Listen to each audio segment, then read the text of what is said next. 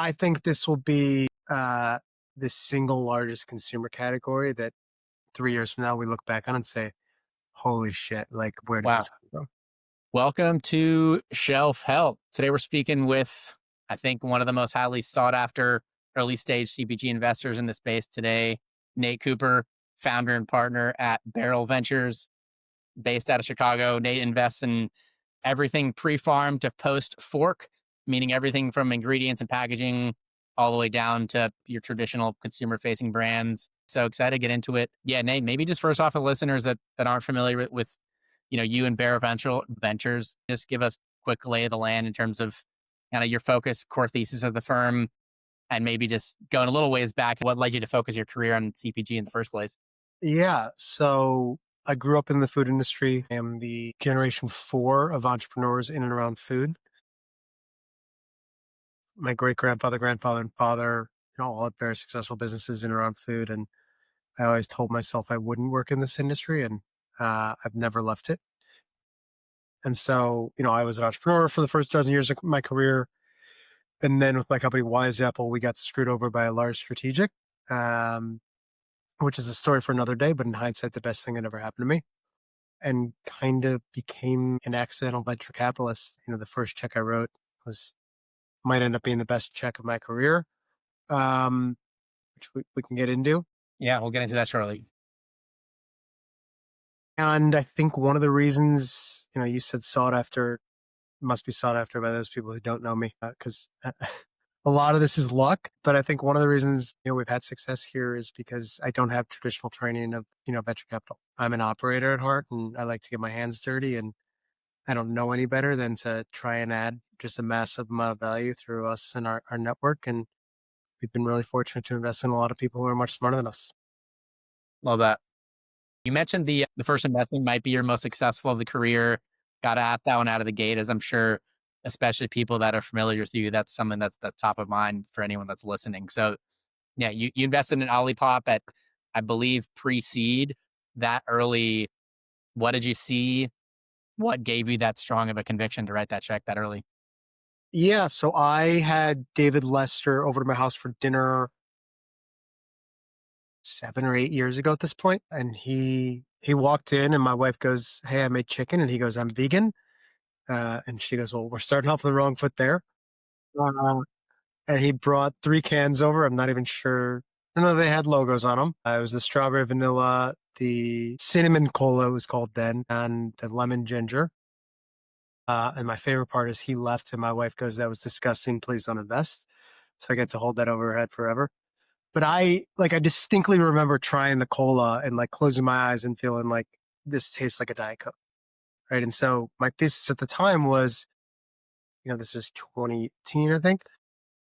You've got kombucha, which, over the past decade before it become $1 billion category, which millions of people would love to drink for its functional benefits, me included, but don't because it tastes like crap.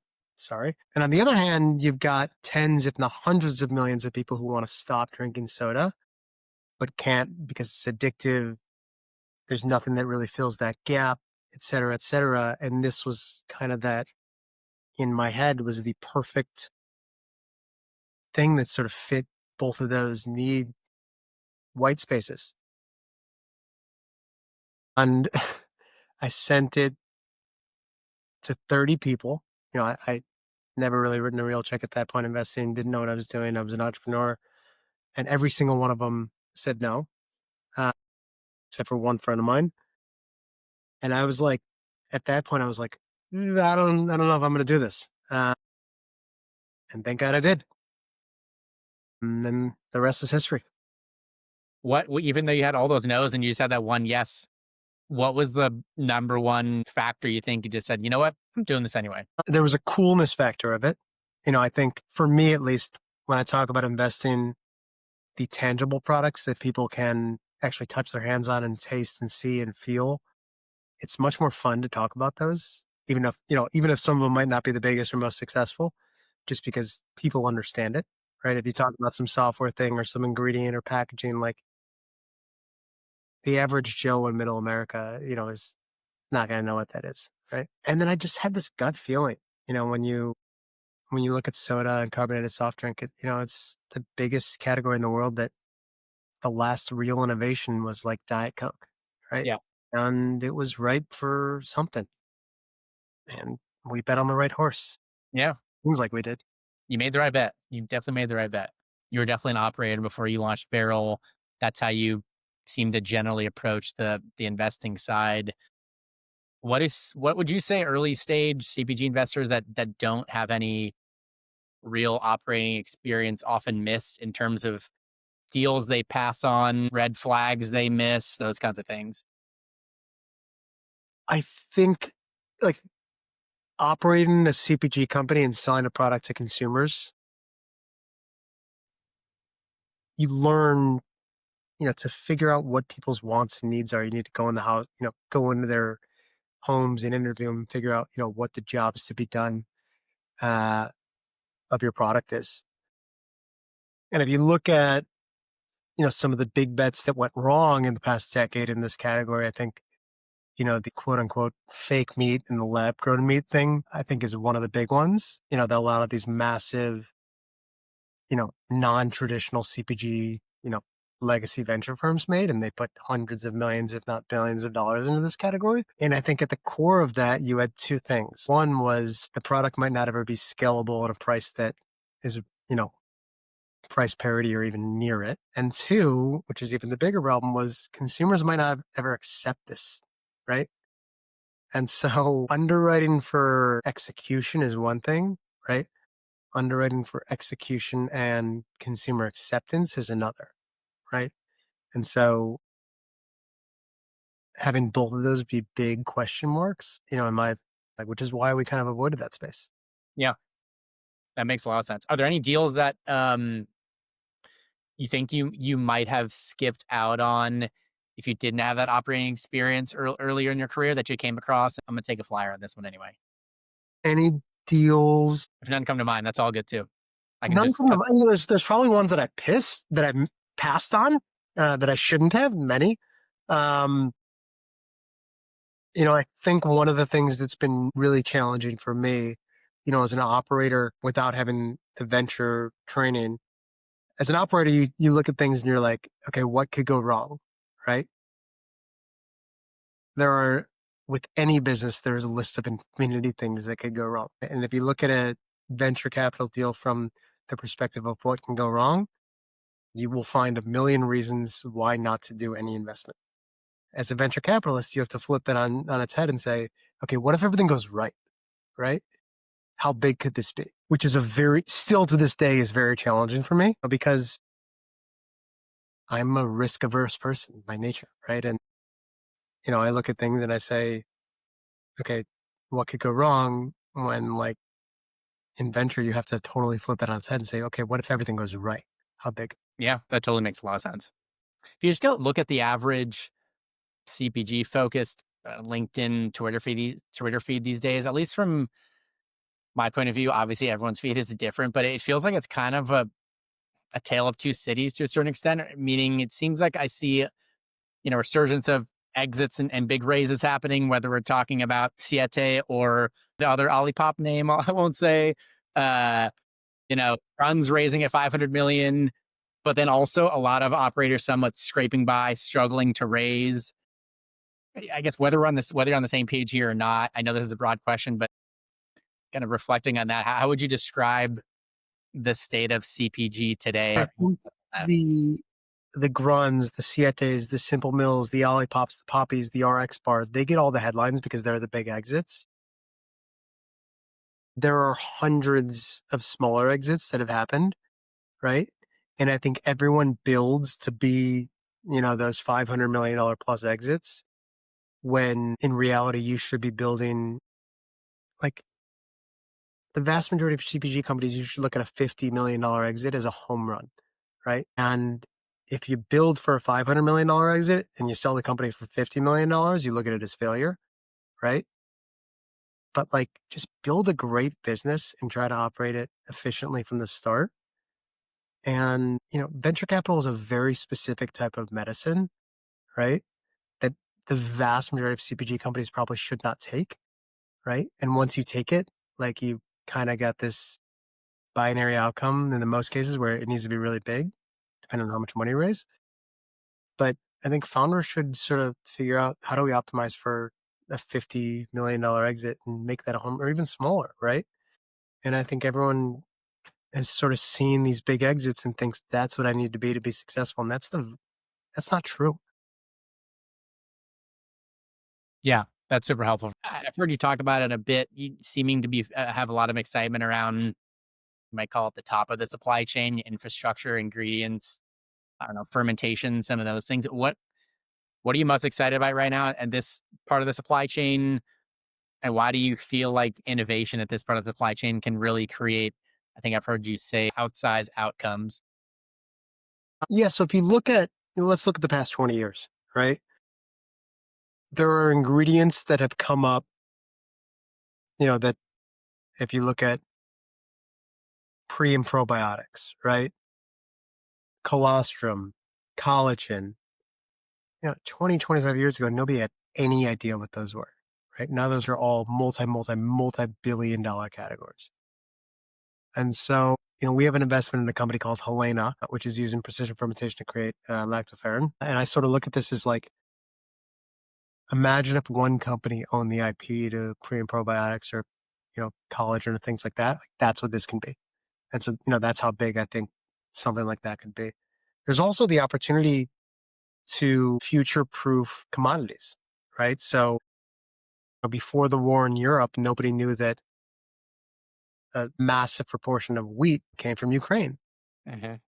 And then when, there's global disruption like that, it causes spikes in commodities. Look at what happened in cocoa. And everyone looks at cocoa right now and says, hey, this is a moment in time. But if you talk to anyone who knows this, cocoa's not coming down anytime soon, right? There's deforestation, there's climate change, there's child labor, there's, an influx of supply and demand that isn't going anywhere. There's products that are cheaper and more profitable for the farmers to make, than cocoa. And so these, whether it's Mondelez, Bear Calabo, Mars, whoever it is, like they are looking at 5 years from now and saying, holy crap, like we need to future proof our supply chain of cocoa. And whether that's, synthetic, whether that's, you know, we have a portfolio company called Celeste Bio, which is, using cell cultures to make cocoa derivatives. Like they need to figure out what their future looks like, or they're not going to have a future. Or the price of a chocolate bar is going to be like $7, right? Right. You've said that the secret to building a successful business is easing friction. Can you share an example or two of who has or is doing this really well? Yeah. So I think obviously there are always outliers that don't fit the model. But if you look at a lot of the world's biggest businesses over the past 20 years, they're not creating, massively new ideas. Look at Uber, taxis and limos existed, right? Look at Olipop, healthy soda existed, and you can go on and on and on.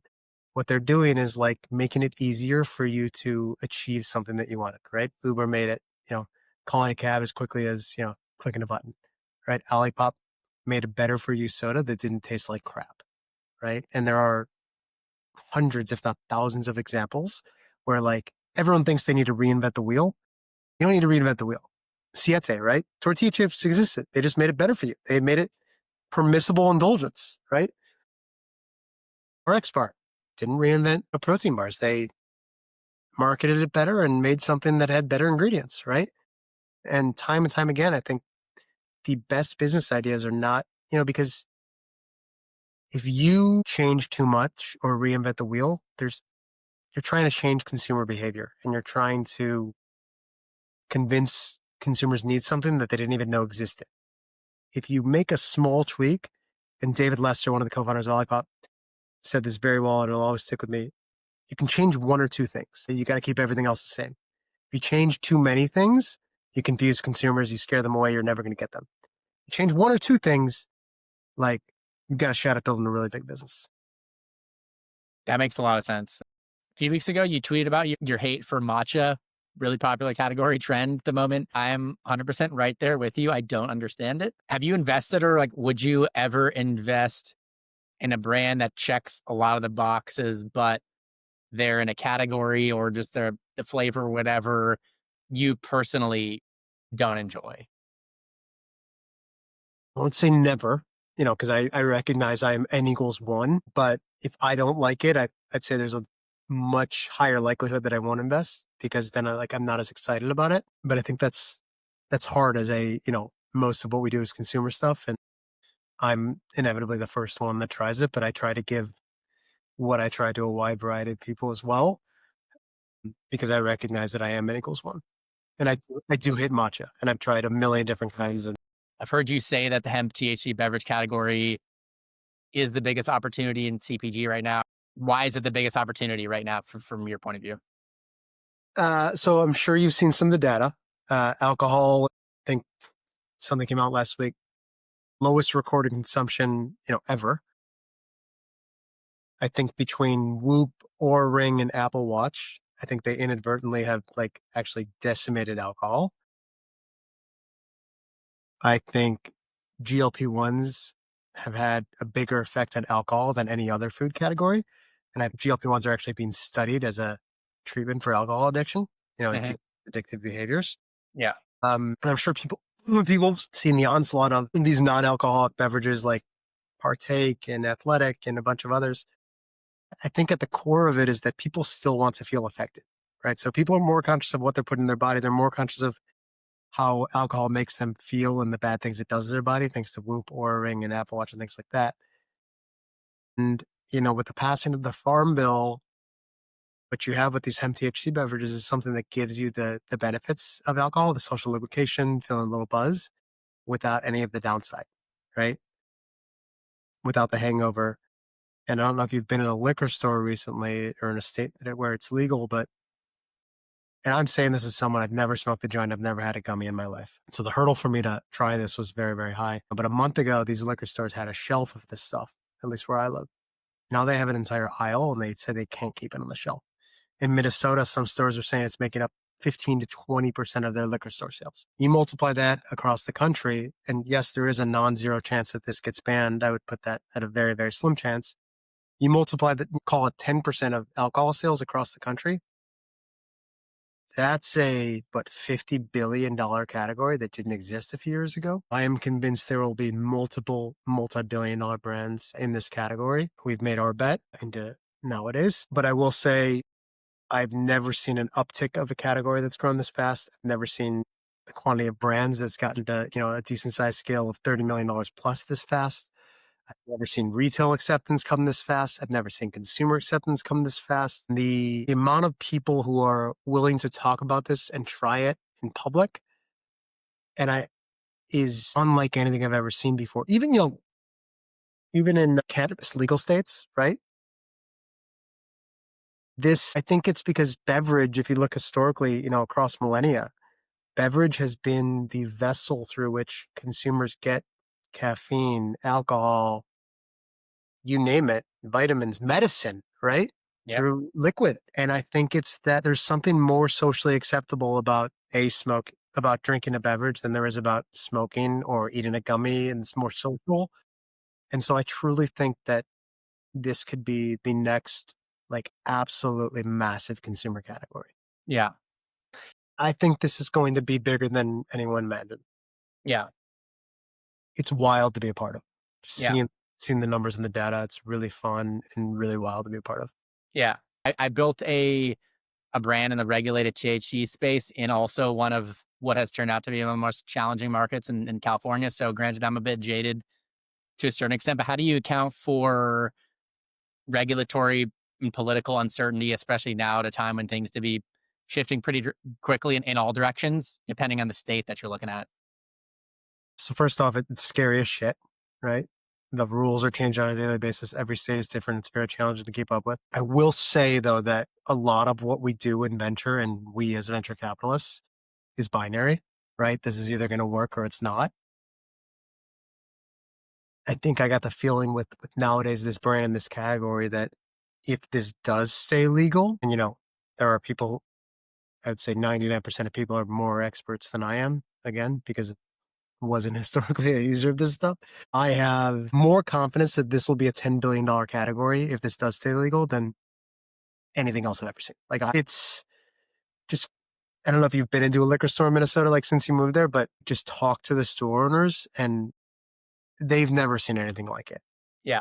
The amount of product that these stores are now carrying in the states where it's legal is as if whiskey was invented yesterday, right? And the demand for it is just through the roof. Yeah, it's wild. It's one example, but I know the Surly Brewing guys out here in Minnesota a bit, and they started pretty early on. They launched their own hemp THC beverages, and then they've also been co-packing for some other brands. And I think the volume of what their volume is now in terms of, I think they might be producing more hemp beverages in their facility than they are beer at this point. Which I know it's one data point, but that's like one example of a brewery that's been around for years and years and years, and it happened this quickly. Is pretty wild. And I think, the strategics have stayed on the sidelines till now, right? To date. I think the second that they decide we're going to dive in, I think it's going to be dominoes falling and the multiples they are going to pay for these brands is going to be through the roof. Right. Totally. On that front, you touched on it a bit. You invested in nowadays. Why was the conviction so strong with this team and brand versus others within the context of how fast this category is growing? First off, Justin and Anthony are incredible operators. They're incredible leaders. They're incredibly humble, which is really important to me. I look at these, first off, we invest in people, right? And I sort of say, hey, would I go work for these people? Would I go spend time with them? Put myself in the trenches with them? Yes, yes, yes. I at first passed on it. I never tried anything. Didn't know about the farm bill. I wasn't a user of this stuff. Then I saw the numbers and they were impressive. And then I spoke to them and they were awesome. And then I tried the product and it blew me away. And no one likes drinking or like drinking, collect whiskey and things like that. This has replaced alcohol in my house 98% of the time. And I've got a whiskey collection that I don't know what I'm going to do with now. Uh, and yeah, so far we couldn't be happier. That's I great. exceeded all expectations. That's awesome. And I think also, one thing that they've done better is they have a spirit bottle. They also have a can. Everyone else is launching with an RTD. First off, I think their brand is very approachable, by a mainstream, non-cannabis, non-THC user, um, which is one of the things of how you build a massive brand, right? You go after the mainstream consumer who wouldn't, normally touch a brand that says, cannabis this, cannabis that, Cheech and Chong, whatever it is. Uh, and the other thing with their spirit bottle, it's as if, you go to a liquor store and they're only selling beer, and then all of a sudden Grey Goose is there, right? Their form factor differentiation is like so eye catching because there's nothing else like it. Yeah. Yeah, that's a good point. And it is the single best housewarming gift I think I've ever given. And people display this on their bar carts like it's a super high quality bottle of wine or a collectible bottle of whiskey. And, it looks great. Yeah, that's great. That's awesome. Yeah, all those points make a lot of sense. I read a few small like angel checks here and there. Some of the key things that are top of mind for me are the founder of the team. Does the product taste amazing? Is just the overall product experience really good? Are the unit economics there? The velocity numbers heading the right direction? And are they promising? And something that you kind of touched on a little bit earlier, but positioning a bit differently. Like, does the brand have a clear place in the shelf? Is it clear what kind of section aisle will slide into? They're not trying to do something that's so new that retailers don't know what to do with it. I'm curious from your perspective. You're obviously much more of an expert in this than I am. What does your high level checklist look like? I think consumers need to be able to benchmark a product against something, right? Because if there's nothing that they can benchmark against, like it doesn't fit into a place in their brain and it'll confuse people. Right. And so that goes back to like you can change one or two things, but if you change too many, like I'd rather invest in an incredible team with a okay product, right, than a incredible product with a shitty team. I much prefer people and teams that, when they go do interviews, it's we, us, than I, me, right? I think humility is really important in this industry because it's really easy to get knocked off your high horse really, really quickly. I like people who are solving a problem they've faced themselves and who have this like obsessive compulsive desire and want to fix that problem. Because I think going back to their first conversation, there's going to be a million things that will happen when starting a business in this industry that will make you want to give up, right? There's going to be a million things that go wrong, and you have to be able to keep your eye on the future and be like, okay, well, what if everything goes right? When David and Ben started Olipop, I remember saying to my wife and my partner, and my dad, look, if these guys ever get to $50 million, it's a home run, right? Now they're doing that a month, right? I remember, thinking, oh, we did, close to $1 million in the first year. It was amazing, right? I remember we had our first $1 million month. When you start to compound these things in scale, it's pretty crazy uh, how big they can get. Yeah. In a really crowded market like bars, I guess now prebiotic soda, obviously you got in much earlier, but bars seems to be a good category to look at. What do you need to see to write a check from a differentiation standpoint, let's say? I'm Bars, you're sure talking about protein bars. might apply the same. They just need to be better. But yeah, I'm curious if anything's like different, I guess. So I think there's brand and there's product, right? You have an incredible brand. People will try your product once, right? If your product sucks, they'll never try it again. If you have an incredible product, you'll get the repeat. And so, like the unicorns, where I get really excited is the this companies that have an incredible product and incredible brand at the same time. Uh, I think both Olipop and Nowadays check those lists. Pop's brand, when I met them, um, the brand and product tasted exactly the same as it does today. But a month before that, they had another brand that they scratched right before launching. I can say this with full, and if you go back on their Instagram, you can find their old brand. Full confidence. If they had launched with the old brand, the brand would have failed. The company would have failed. Um, and look, scrapping a brand that you spend tens of thousands of dollars on, 2 months before launch may sound like a terrible idea. Um, but when it works, it really works. Totally. That makes sense. Shifting gears a little bit for early stage founders that are actively raising, about to start raising in today's market, what are the most common ways in which you see founders shooting themselves in the foot? The most common ways in which founders shooting themselves, know your numbers. Don't get discouraged, right? There's going to be 1,000 people who say no, and all it takes is one to say yes. And that's the same thing with sales, with things like, I remember, I think Target said no to Olipop for 2.5 years, 3 years before they said yes.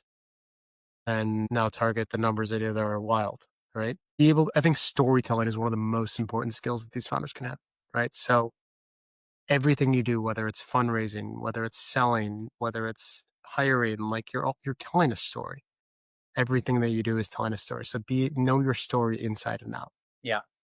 I think I've also heard you talk about or say something along the lines of how operators should reframe the question from how much should I raise or how much money do I want to something more along the lines of what's the next milestone or two I need to hit and how much do I need to get there? Can you expand on this a little bit for some of those operators that are listening and maybe this could be helpful for? Yeah, look, I think fundraising in general is like uses this vanity metric, where everyone's like, "Oh, I raised $5 million, I raised $10 million." I care less about how much you raise. I care more about like, what have you accomplished? Right? I'm much more impressed by someone who's raised no money and built a really big business than by someone who's raised a lot of money and built an okay business. Right? I think raising money in venture capital is sexy because it's, the in vogue thing to do. If I was a founder, I'd much rather bootstrap than raise venture capital and much rather fly under the radar than raise venture. Like I said, it's a very specific medicine, but what would you rather have? Like look like Arnold Schwarzenegger completely natural, or look like Arnold Schwarzenegger with steroids, right? Like you'd rather do it naturally, right?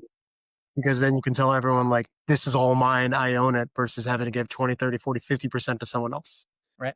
Totally. So if you do choose the route of venture capital, A, always raise more than you need. Like I'm going to go on both sides here, but B, figure out what you want to accomplish and what you need to get there rather than saying, I'm just going to raise 2 million because that's the thing, right? Yeah, that's totally clear. Last question for you, Nate. If someone with, let's just say, an unconventional background is dead set moving into an early stage investor role in CPG or working closely within a early stage, CPG investor firm. Maybe they don't start as an investor, meaning joining a firm like Barrel, who's really just, yeah, willing to do whatever it takes. What should or could they do to give themselves a real shot? So I will say I launched Barrel because I couldn't get a job anywhere else. Like I talked to probably 50 friends of mine who run venture capital firms and they wouldn't hire me.